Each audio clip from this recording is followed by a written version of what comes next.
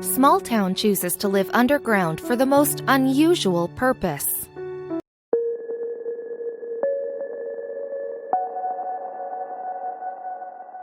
No matter what tragedies, natural disasters, or existential crisis the world may be going through, living underground never really seems like a step in the right direction. Just like plants, we need sun, air, and water, and life below the surface doesn't exactly come with the best view. These hurdles did not stop residents of Coober Pedy, Australia, from ditching the surface. For years, the entire community has been residing in dwellings deep below the ground. A glimpse at the thriving town makes it obvious why folks down under moved down under. A home. Being neighbors with worms and surviving off of artificial light sounds like the newest form of torture. But for the people of Coober Pedy, these are the makings of their beautiful home. A trove of jewels.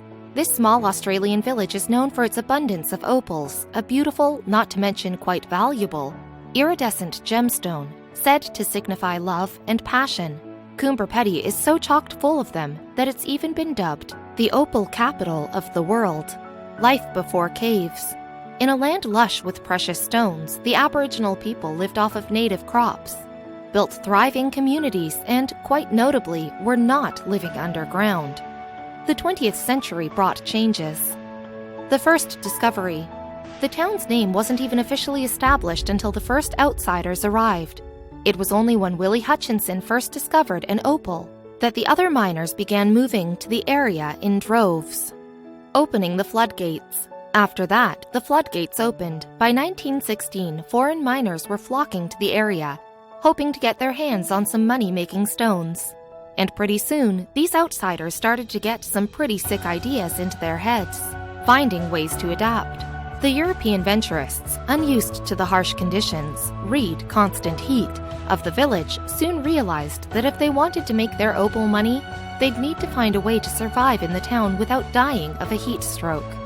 That's when they hatched up their plan. Leaving their mark. First, as colonizers often do, they had to give the area a name they could actually pronounce. They settled on Coober Pedy, after the Aboriginal term Coober Pedy, which roughly translates to boy's waterhole. There was a second name the miners didn't like so much. Only the beginning. A local joke is that Coober Pedy sounds similar to white man in a hole. Because what did these settlers do when they realized their fragile temperaments couldn't take the heat? They dug underground tunnels, of course, but this was only the beginning. The tunnels expand. After several miners began this undertaking, scores of others followed suit. Over the course of a few years, more and more buildings were constructed underground until there was more infrastructure hidden below the surface than was visible on land. An underground city. So far, there are an astounding 3 churches, an art gallery, a bar, and even hotels hiding below the surface of what from atop may look to outsiders simply like a desert wasteland. And it's not just single men who live there either. Childhood below the surface. Here, 12-year-old James Tappan is casually resting in his subterranean bedroom.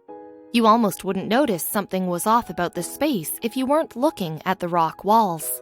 Outside his bedroom, the town offered plenty to do, getting crafty. Even people who live their lives underground have had to find ways to have creative fun, and the residents of Coober Pedy have come up with a particularly interesting pastime: golf with a twist.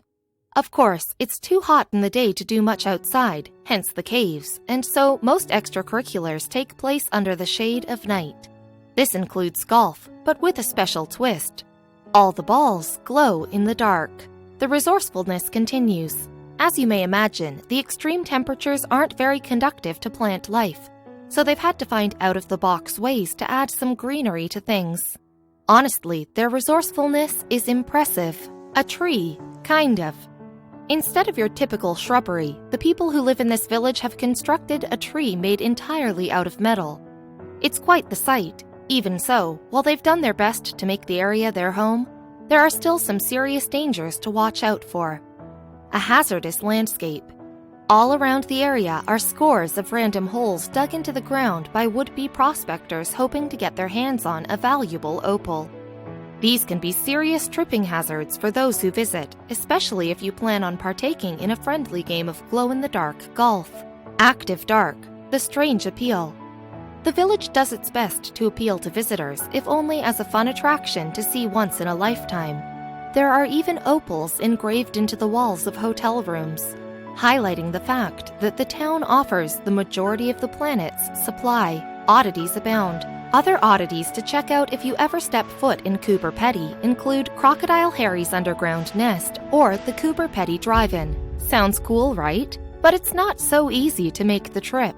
Not so simple directions. There are several options if you want to make your way to the Australian town. You can either fly into a small airstrip, go via bus, or on a coach tour, drive in a private car, or finally, by the Ghan railway line, a location scouts dream. Because of its bizarre pseudo-dystopian nature, it's no wonder that Coober Pedy is a Hollywood location scout's dream.